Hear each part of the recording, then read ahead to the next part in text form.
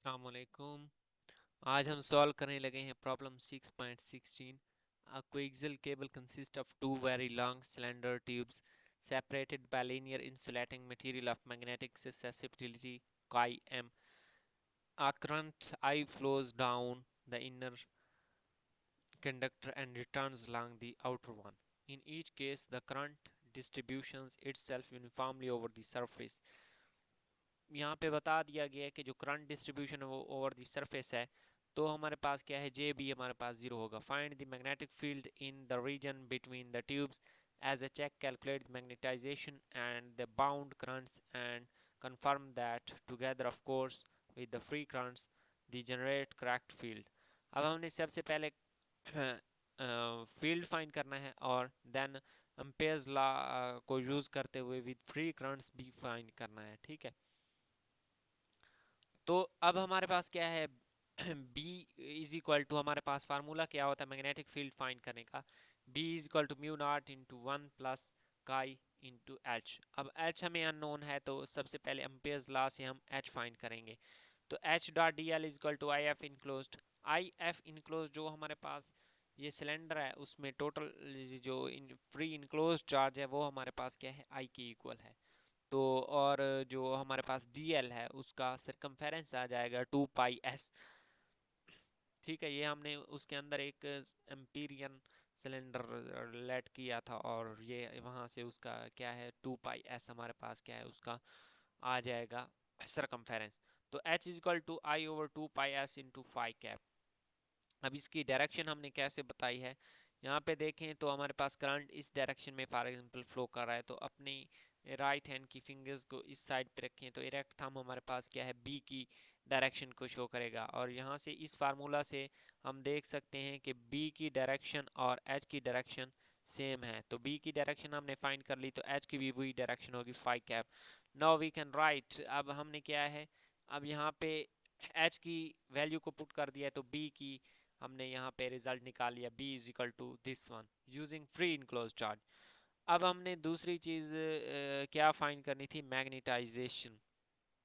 Find the magnetic field in the region between tube as a check, calculate the magnetization. ये आप देखें यहाँ पे मैग्नेटाइजेशन, ठीक है, ये मैग्नेटाइजेशन फाइंड करनी है। तो मैग्नेटाइजेशन फाइंड कैसे करनी है मैग्नेटाइजेशन, अब वो हमारे पास होती है m इज इक्वल टू काई एच। एच की वैल्यू अभी अभी हमने फाइंड की है तो एच की वैल्यू यहाँ पे पुट करेंगे तो मैग्नेटाइजेशन की वैल्यू आ जाएगी। नाउ नेक्स्ट वन हमने क्या है, मैग्नेटाइजेशन के बाद बाउंड करंट्स फाइंड करने हैं।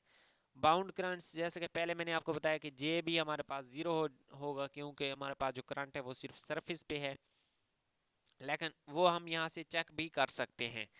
तो del cross M for cylindrical coordinates 1/s into S S phi cap Z cap curly over curly S curly over curly phi curly back curly Z, ये चीज़ें आपको पता ही होंगी। अब ये चीज़ हमारे पास क्या है, फाई कैप डायरेक्शन में था तो एम का ये देखें वैल्यू ये फाई कैप में है तो एस इंटू एम की जो वैल्यू है यहाँ पे पुट कर देंगे, ये एस के साथ एस कैंसिल हो जाएगा।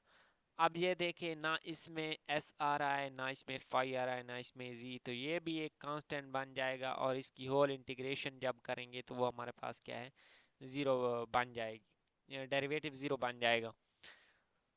तो ये देख भी सकते हैं कि ये एक कांस्टेंट बन रहा है और इसका derivative J B zero. Now K B is equal to M cross N, here N cap is the G cap direction, so K B is equal to chi I over 2 pi A into G cap at S is equal to A. अगर S is equal to B पे देखें तो वो हमारे पास क्या है, negative direction होगी क्योंकि करंट हमारे पास जो इनर सिलेंडर के लिए वो एक साइड राइट आ रहा है और आउटर सिलेंडर के लिए टुवर्ड्स लेफ्ट है, तो हमारे पास उसकी डायरेक्शन की वजह से यहाँ पे नेगेटिव साइन आएगा। अब टोटल करंट हम यहाँ से फाइंड कर सकते हैं, आई टोटल इज इक्वल टू आई, ये हमारे पास क्या था, फ्री जो इनक्लोज फ्री चार्ज था, और ये हमारे पास जो बाकी है इनक्लोज चार्ज जे हमारे पास ज़ीरो था और के बी की वजह से हमने देखना है, के बी की वजह से जो हमारे पास है वो के बी की वैल्यू हमारे पास थी काई I over 2 pi A and D L हमारे पास उसके साथ क्या है, उसकी वैल्यू को मैंने